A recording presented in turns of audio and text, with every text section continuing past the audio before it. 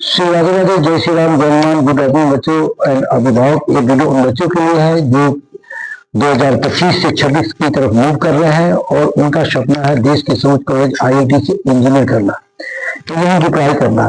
तो इंजीनियरिंग का जो इंट्रेंस एग्जामिनेशन है जेई का, तो ये जेई डिटेल रोडमैप है कि जेई का एग्जाम कब और कैसे होता है। आप अगर 11th में जा रहे हैं तो 11th में जाते ही आपको क्या करना है, कैसे आप जिन बच्चों का सपना है कि देश का सर्वोच्च कॉलेज IIT से मैं इंजीनियरिंग करूं और करूं। IIT हमारे देश के नहीं लगभग विश्व में टॉप 5 के कॉलेज आता है। ये तो विश्व का सर्वोच्च कॉलेज में जाना है, इंडिया का टॉप रैंक कॉलेज IIT में जाने के लिए एक रोडमैप है जो मैं आपको बताने जा रहा हूँ। मैं ऋषिकेश कुमार भूत, सैनिक 60 crore counselling founder, motivational speaker, life coach, career coach और करियर काउंसलर, एडमिशन गाइडेंस। क्या पढ़े, क्यों पढ़े, कहाँ से पढ़े, सारे सवालों का जवाब 7903895063 पर कॉल कर जान सकते हैं। तो जो रोडमैप है, सबसे पहले जब आप 11th में जाएंगे नेक्स्ट ईयर, तो आपका 3 ऑप्शन होगा कि आप साइंस में, कॉमर्स में, फिर आर्ट्स में। तो आपको यहाँ पर साइंस लेना होगा और साइंस के साथ में आपको PCM ग्रुप को सिलेक्ट करना पड़ेगा, यानी फिजिक्स, केमिस्ट्री, मैथ। तो ही आप जेई का एग्जाम दे पाएंगे PCM ग्रुप से होंगे। तो अगर आप साइंस में बायोलॉजी लेके आप इंजीनियरिंग की पढ़ाई नहीं कर सकते हैं, ध्यान देंगे, ऐसे आप लोगों को पता है तो भी बता रहा हूँ आपको थोड़ा सा। तो आपको साइंस में PCM लेना है, PCM को आपको सिलेक्ट करना है। और PCM में भी जब क्लास 11 12 का एग्जाम आपको फाइनल बोर्ड होगा, जो आपका 10th का एग्जाम इस साल हुआ है, तो इसमें कम से कम आपके पास 75% नंबर होना चाहिए। तो भी आप जेई एडवांस में बैठोगे या फिर जेई मेंस के जो कॉलेज मिलते हैं वो 75% होने पर ही मिलते हैं। अगर आपका 12th में 75% से कम नंबर आ गया तो फिर आपको जेई मेंस के जो काउंसलिंग या जोसा के द्वारा जो कॉलेज कंडक्ट होता है वो आपको नहीं मिलेगा। इसलिए हर बच्चे को 75% यहाँ लाना ही होगा, तभी वो जेई एग्जाम में अपीयर हो सकते हैं। अब जेई मेंस में पेपर 2 होता है, पेपर 1, पेपर 2, है ना। तो पेपर जो 2 होते हैं उसमें से बेस्ट स्कोर आता है, आप उसको काउंसलिंग के लिए यूज कर सकते हैं। और जेई मेंस के द्वारा आपको NIT, IIIT और कुछ PP जो प्राइवेट पब्लिक प्रोविडेंट फंड के द्वारा कॉलेज चलते हैं, ये कॉलेज आपको मिलेंगे, जिसको GFTI बोलते हैं, जो कि मिनिस्ट्री ऑफ एजुकेशन के अंदर, गवर्नमेंट ऑफ इंडिया के अंदर कॉलेज काम करते हैं। इसमें ज्यादा झोल नहीं है, जो बाकी प्राइवेट कॉलेज में झोल होता है ना, यहाँ पर नहीं चल पाता है। इसलिए यहाँ पर काउंसलिंग का प्रक्रिया बहुत ही अलग है और जाने का प्रक्रिया भी बहुत अलग है। तो इस पर ऑलरेडी मैंने वीडियो बनाया हूँ कि PP क्या है, तो आप उसको देख सकते हैं। और जो NIT आपको पता है कि national institute of technology, Indian institute of innovation technology, IIIT, ये आपको जेई मेंस के पे कॉलेज मिल जाएगा। और जब जेई एडवांस आप क्वालिफाई करेंगे, क्वालिफाई में अच्छे रैंक लाना होगा, तब जाकर आपको IIT मिलेगा। तो जेई मेंस से जेई एडवांस का में जो बच्चे बैठते हैं, लगभग 2.5 लाख ही बच्चे पेयर होते हैं, उनमें से जिनके रैंक अच्छे होते हैं अकॉर्डिंग उनको IIT लेना होता है। अब मैं आपको ये बताने जा रहा हूँ कि दुनिया का सबसे टॉपेस्ट कॉलेज IIT है। तो हर बच्चा का सपना है वहां पढ़ना।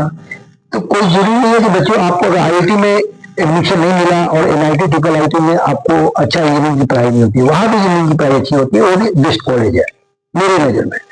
तो इंजीनियर बनेगा, मैं आपको रोडमैप बता रहा हूँ कि PCM में होना चाहिए, PCM में 75% होना चाहिए। उसके बाद जेई मेंस में एग्जाम को देने के लिए आपको 2 पेपर देना है, पेपर 1, पेपर 2। उनमें से जो बच्चे 2.5 लाख के अंदर आते हैं एडवांस में देते हैं, सारा मैं आपको यहाँ पर बता चुका हूँ। अब क्या है कि पेपर जेई मेंस में जो होता है मैथ, फिजिक्स, केमिस्ट्री का, उसमें CBT टेस्ट होता है। MCQ क्वेश्चन 20 नंबर का आता है, जो कि टोटल 60 नंबर का आता है।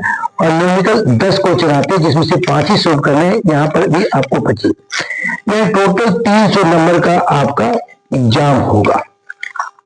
यहाँ पर 3 घंटे के अंदर में आपको ये पेपर देना होगा। अब जिन बच्चे का सिलेक्शन एडवांस के लिए होगा, तो जेई एडवांस का कोई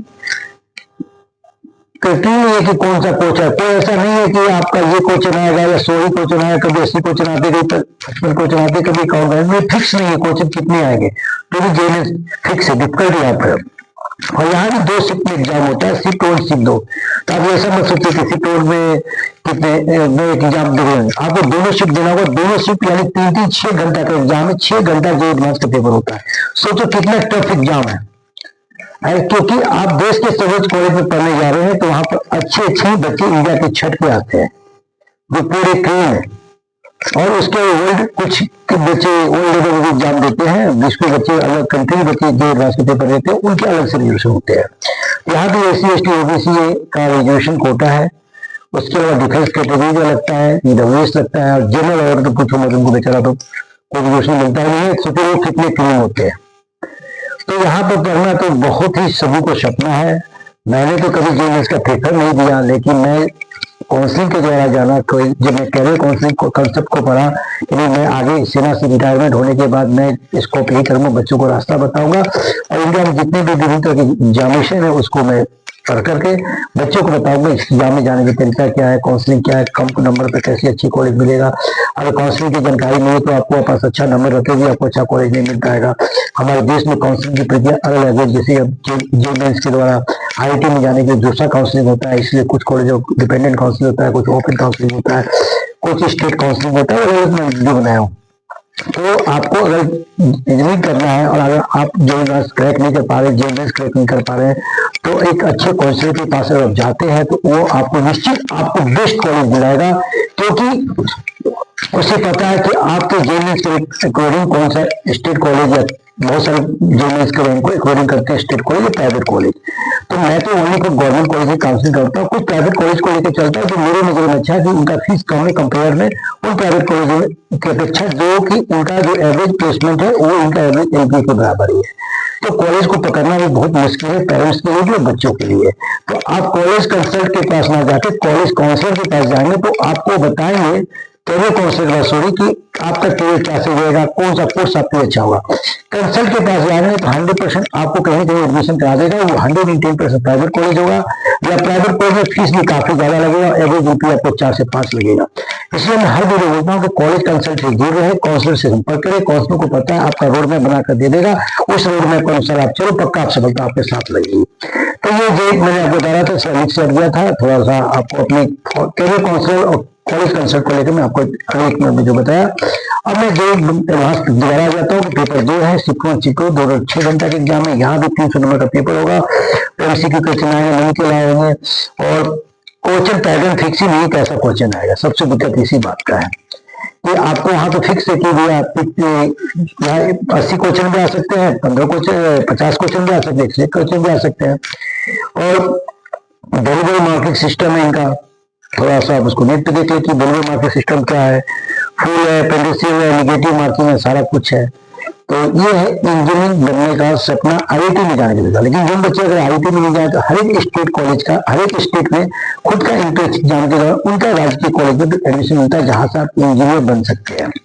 लेकिन इंजीनियर बनना आज के समय तो बहुत आसान हो गया कि हर एक राज्य में कॉलेज हो गया प्राइवेट, बहुत सारे प्राइवेट यूनिवर्सिटी आ चुकी है जो इंजीनियरिंग कॉलेज करा रही है, जो आपसे 7 से 8 लाख 10 लाख रुपया लेकर के पता नहीं प्लेसमेंट मिलेगा नहीं मिलेगा। आपको अगर नॉलेज नहीं मिलेगा तो प्लेसमेंट 100% नहीं मिलेगा। तो बहुत सारे कॉलेज का तो प्लेसमेंट नहीं बता सनाटे माइनस के अंदर में, जीरो में, कोई प्लेसमेंट नहीं है। बच्चों को तब पता चलता है जब कॉलेज से एडमिशन फर्स्ट ईयर में लेते हैं, पता चलता है कि भैया 4th ईयर में सीनियर भैया तो उनको 3 लाख का प्लेसमेंट मिल रहा है और कॉलेज को 15 लाख फीस दे दिया है। इसलिए एडमिशन लेने से पहले कॉलेज की अच्छी तरह से जानकारी के लिए आप किसी कैरियर काउंसलर से संपर्क करें, कंसल्ट से दूर रहे। कंसल्ट का काम है, टारगेट होता है कॉलेज में एडमिशन कराना, वहां से रुपए कमाना, क्योंकि बहुत सारे कंसल्ट हर एक जगह खुल चुका है, हर एक जगह विद्यमान है। आपको बता कैसे, आपको खुद पता है, गूगल बाबा से पूछ ले।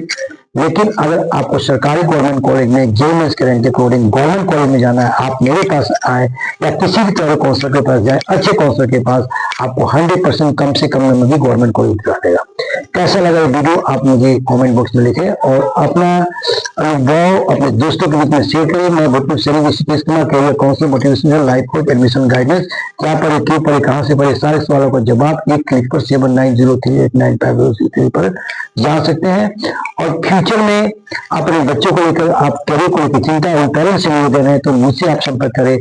मैं क्लास 8 to 12 मात्र 25,000 में 4 साल का कैरियर कोच का काम कर रहा हूँ। 25,000 रुपया देकर के आप हमसे 4 साल पहले अपने बच्चों के लिए निश्चिंत हो सकते हैं कि मेरे द्वारा बताया गया रोडमैप का क्लास 8-9 का बच्चे का स्कोर या 10th में क्या लेना होगा, क्या उचित है, बच्चे का इंटरेस्ट को देखते हुए आगे की प्रक्रिया उनके रिलेटेड। जैसे बहुत सारे बच्चों को पता है कि पीसीएम से क्या इंजीनियर बनेंगे, नहीं, पीसीएम से बहुत कुछ बन सकते हैं, फिजिक्स केमिस्ट्री मैथ से। बहुत सारे बच्चों को पता है कि मैं बायो पढ़ूंगा तो डॉक्टर बनेंगे, डॉक्टर तो भी बहुत कुछ बन सकते हैं। लाइफ में सेटल होना है और अपने किसी भी फील्ड में आपको सक्सेस होकर के अपने जो लाइफ है उसको सक्सेस बनाना है। तो चैनल को लाइक करें, सब्सक्राइब शेयर करें। जय हिंद, जय भारत।